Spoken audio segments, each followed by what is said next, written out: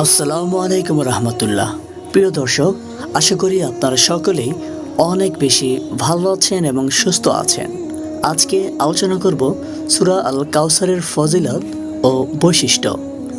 সূরা আল কাউসার কোরআনুল কারিমের সবচেয়ে ছোট্ট একটি সূরা। আর এই সূরা নাজিলের প্রিয় নবী সাল্লাল্লাহু আলাইহি ওয়াসাল্লামের হৃদয়ের আনন্দমুখের হাসিতে ফুটে উঠেছিল। 3 আয়াতের ছোট্ট এই সূরাটিতে নিয়ামতের ঘোষণা, কৃতজ্ঞতায় নামাজ ও কোরবানির নির্দেশ এবং তার সঙ্গে শত্রুতা পোষণকারীদের অবস্থা তুলে ধরা হয়েছে। সূরাটি ছোট্ট হলেও এর ফজিলত ও বৈশিষ্ট্য অনন্য। সূরা আল কাউসার পবিত্র নগরী মক্কায় অবতীর্ণ হয়। সূরাটির আয়াত সংখ্যা 3টি। সূরাটিতে রয়েছে মহাপুরস্কারের ঘোষণা, তাই তো সূরাটির নামকরণ করা হয়েছে কাউসার, যার অর্থ প্রভূত কল্যাণ। সূরাটিতে নাহারও বলা হয়। ছোট্ট এই সূরাটির তেলাওয়াতে অসংখ্য সওয়াব ও ফজিলত রয়েছে। সূরাটির বৈশিষ্ট্য ও মূল বক্তব্য হচ্ছে, আল্লাহ তাআলা যখন সূরা কাউসার নাজিল করেন, ওই মুহূর্তে রাসূলুল্লাহ সাল্লাল্লাহু আলাইহি ওয়াসাল্লাম অনেক আনন্দিত হন। সাহাবায়ে কেরাম তার পবিত্র চেহারা মোবারকে নুরানি হাসির ঝলক দেখতে পান। রাসূলুল্লাহ সাল্লাল্লাহু আলাইহি ওয়াসাল্লামকে অনেক বেশি কল্যাণ দানের ঘোষণা এসেছে এই সূরায়। আল্লাহ তাআলা প্রিয় নবী সাল্লাল্লাহু আলাইহি ওয়াসাল্লামকে সর্বোচ্চ মর্যাদা দান করেছেন। কিয়ামতের দিন তাকে হাউজে কাউসার দান করার কথা বিশেষভাবে ঘোষণা করা হয়েছে।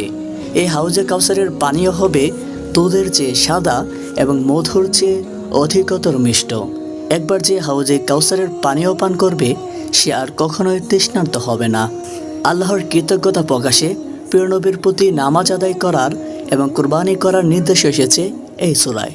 এছাড়া হযরত রাসূল করিম সাল্লাল্লাহু আলাইহি ওয়াসাল্লামের ছেলে সন্তানের ইন্তেকালের পর অবিশ্বাসীরা তার প্রতি অসৌজন্যমূলক আচরণ ও মন্তব্য করার প্রেক্ষিতে মহান আল্লাহ তাআলা শেষ আয়াতে ঘোষণা করেছেন, হে রাসূল, আপনার শত্রুরা হবে নির্বংশ, লেজ কাটা, তারা ধ্বংস হবে, তাদের নাম নিশানাও থাকবে না।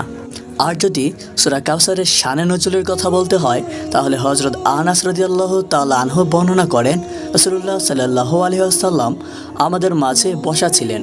তিনি কিছুক্ষণ তন্দ্রাচ্ছন্ন ছিলেন। এরপর তিনি মুচকি হাসলেন। আমরা আরজ করলাম, হে আল্লাহর রাসূল, আপনার মুচকি হাসার এবং খুশি হওয়ার কারণ কি? তিনি বললেন, এইমাত্র আমার প্রতি একটি সূরা নাযিল হয়েছে।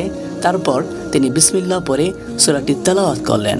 এরপর বললেন, তোমরা কি জানো কাউসার কি? তখন আমরা বললাম, আল্লাহ এবং তার রাসূলই ভালো জানেন। তখন তিনি বললেন, কাউসার হলো জান্নাতের একটি নহর। এতে অনেক কল্যাণ আছে, যা আল্লাহ তাআলা আমাকে দান করার প্রতিশ্রুতি দিয়েছেন। কিয়ামতের দিন ওই হাউজে কাউসারের পাশেই আমার উম্মত অবতরণ করবে। হাউজে কাউসারের পাত্রের সংখ্যা হবে আসমানের নক্ষত্রের সমান। কোন কোন বান্দাকে হাউজে কাউসার থেকে টেনে সরিয়ে দেওয়া হবে।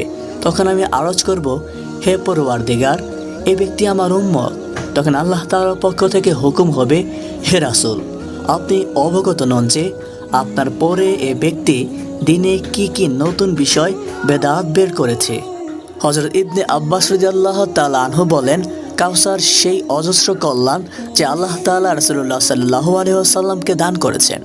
এটি একটি নহর যা বেহেশতে নবী সাল্লাল্লাহু আলাইহি ওয়াসাল্লামকে দান করা হবে।